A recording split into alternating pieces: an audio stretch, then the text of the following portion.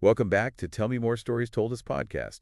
Are you ready for a story? I'm always ready for a good story. Well, then buckle up because today we're diving into one of the most chilling tales of the American West, Oh, I love the stories in the American West. What are we talking about today? the Donner Party. The Donner Part. Oh, yeah, that's a dark one. It is. It's a story of hardship, survival, and, well, some really difficult choices. So, are we going to talk about like the whole thing, the shortcut, Yeah, we're going to get into all of it. The shortcut, the snow, the dark side of survival. All right, let's do it. Let's take a trip back to 1846. Okay. It's the height of westward expansion manifest destiny. Right. Everyone's heading west looking for a new life. Exactly. And we're talking about families like the Reeds and the Donners. They weren't exactly fleeing poverty. They had resources. They had dreams. They were looking for opportunity. Right. California was their promised land. But here's the thing. What's that? They weren't seasoned frontiers people. Oh, so they didn't really know what they were getting into. Right? And that inexperience played a huge role in what happened to them. I bet. So when you're talking about heading west back then, I mean, that's a long and dangerous journey. Absolutely. And that brings us to the Hastings Cutoff. Ah, the shortcut. It promised to shave hundreds of miles off their trip, cut some corners. What could go wrong? Famous last words, right? Well, I mean, it sounds good in theory. It did. But this decision, this hope for a faster route, it had some major consequences. I'm guessing it wasn't really a shortcut after all. It wasn't. So tell me more about this Hastings Cutoff. What made it so treacherous? Well, imagine this. Instead of following the established trails, the ones people have been using for years. Right, the safer ones. Exactly. The Donner Party, they were lured onto this route that cut through the Wasatch Mountains. Oh, wow. Yeah, and the Great Salt Lake Desert. So we're talking rugged terrain, steep canyons, and a grueling desert crossing. All while their supplies are dwindling, I imagine. Exactly. Every day, they're using up their food, their water. And nobody tried to warn them. Oh, they were dissenting voices. Really? Yeah, people who knew the area they traveled through they knew how dangerous this shortcut was. So why didn't the Donner Party listen? Well, the allure of saving time, right? Reaching California sooner. They thought they could beat the odds. They wanted to get there faster. It's amazing how one decision, that hope for a faster, easier path, Yeah. it can lead to such dire consequences. It really shows how sometimes the desire for something can blind you to the risks. Absolutely. And as they pressed on into this treacherous shortcut, I can only imagine the tension building within the group. Oh, I bet tensions were running high. As the journey got more difficult, I mean, they're facing setbacks, they're losing supplies. Yeah, you're stuck with all these other people for months on end. Things are bound to get heated. Exactly. And then this already tense situation explodes with the death of John Snyder Oh, at wow. the hands of James Reed. Now, this is where things get really complicated. It does. The group, already on edge, is forced to make a difficult decision. What they do?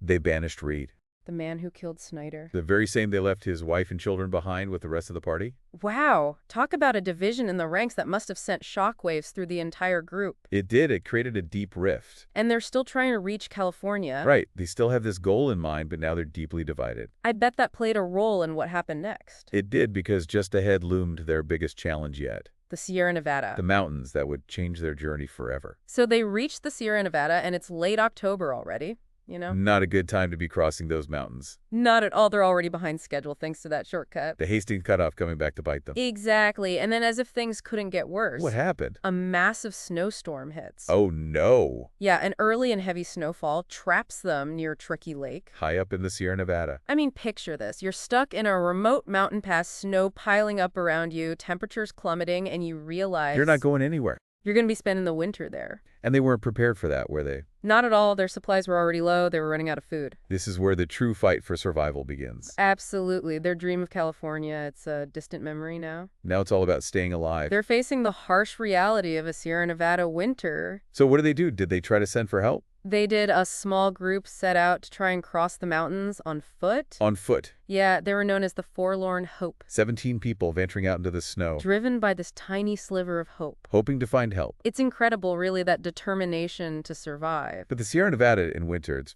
brutal. It's unforgiving what happened to the Forlorn Hope. Yeah, what became of them? Their journey was full of hardship and loss. They faced blizzards, freezing temperatures. Their rations dwindled. And eventually, They were faced with a truly horrific choice. the choice of survival cannibalism. It's a dark chapter in this story. It's hard to even fathom.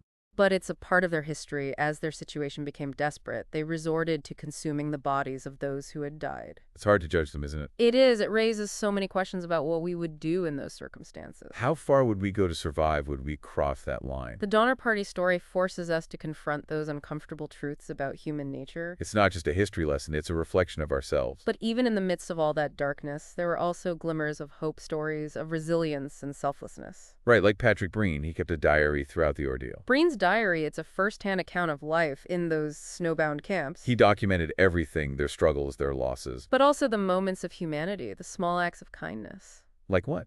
Well, he wrote about sharing their meager food, comforting the sick and dying, clinging to their faith. It's amazing that even in that situation, they found ways to support each other. It shows the strength of the human spirit. But what about rescue? Did anyone make it out alive? Yes, thankfully news of the Donner Party's plight eventually reached California. So people knew they were trapped.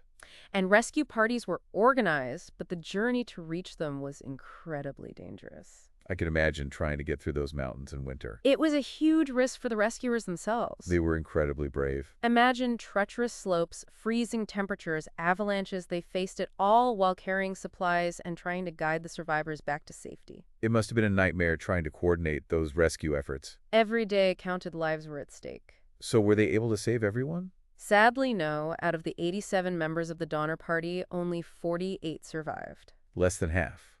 The rescues were staggered, and some families faced agonizing choices, Having to decide who to send with the rescuers. knowing that some might be left behind. Oh, that's heartbreaking to think about. Imagine having to choose between your own children, knowing that sending one might mean losing the other. I can't even imagine. It's a burden no one should have to bear. Did the survivors ever truly recover? Many of them carried the scars, physical and emotional, for the rest of their lives. They'd lost so much loved ones, their possessions. But they also showed incredible resilience, rebuilding their lives in California. It's a testament to the human spirit's ability to heal. To find hope even after such tragedy. But what about those who didn't make it? Are their stories lost?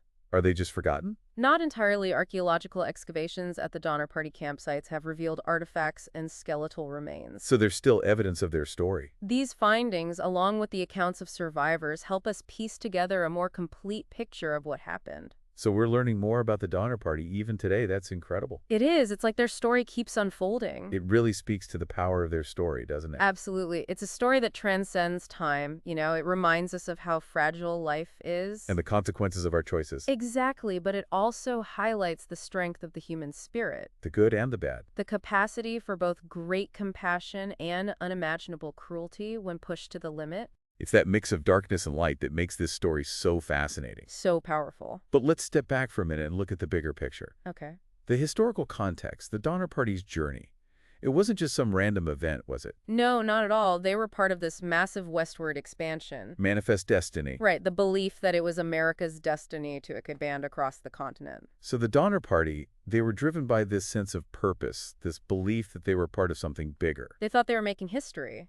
But Manifest Destiny had a dark side too, didn't it? It did. It often came at the expense of Native American tribes who were displaced from their lands. It's important to remember that part of the story. Absolutely, to understand the full impact of westward expansion. It's a reminder that history is complex. There are always multiple perspectives. And unintended consequences. So going back to the Donner Party, what can we learn from their experience besides, don't take shortcuts?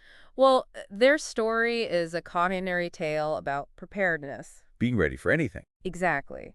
Careful planning, sound leadership, those are crucial. And they were lacking in those areas. They were ill-equipped for the challenges they faced, and their lack of unity made things even worse. You mentioned leadership. It seems like that would be so important in a situation like theirs. It is, especially when you're facing life or death decisions. Was there a lack of strong leadership within the Donner Party? Well, it's hard to say for sure there were strong personalities, but their decision-making was often chaotic. Driven by individual interests rather than the good of the group. Exactly, like the banishment of James Reed that created a huge rift. Divided them when they needed to be united. And it weakened their ability to work together. So they were more like a group of individuals than a cohesive team. Which made it much harder to overcome the challenges they faced. It makes you wonder, what if... What if they'd been more unified, more willing to put their differences aside? Would it have changed their fate?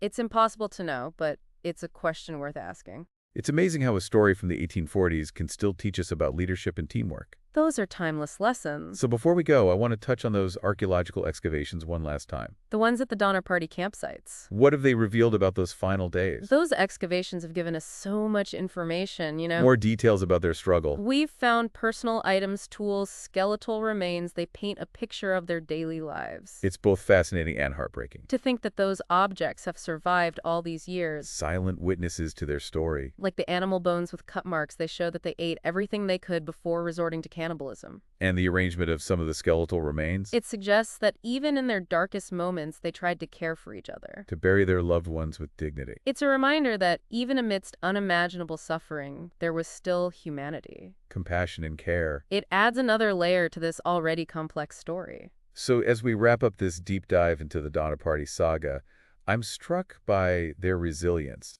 Their strength in the face of adversity. But also the profound sadness of their story. The loss they endured. And it reminds me of the power of storytelling. How these events from the past can still resonate with us today. Their story speaks to something universal, The fragility of life, the desire for something more, the choices we make when things get tough. It shows us that history isn't just dates and facts. It's about human stories. Inspiring and cautionary. They teach us about ourselves and the world around us. Well said. This has been a truly illuminating journey. It's been a privilege to explore this story with you. The Donner Party's legacy is complex. Filled with darkness and light. Their story challenges us to confront the darker parts of human nature. But also to recognize the incredible resilience of the human spirit. And for those of you listening who want to learn more, we have a list of resources in the show notes. There's so much more to discover. Thanks for joining us on this deep dive into the heart of the Donner Party story. Until next time, keep exploring, keep questioning, and keep telling your stories.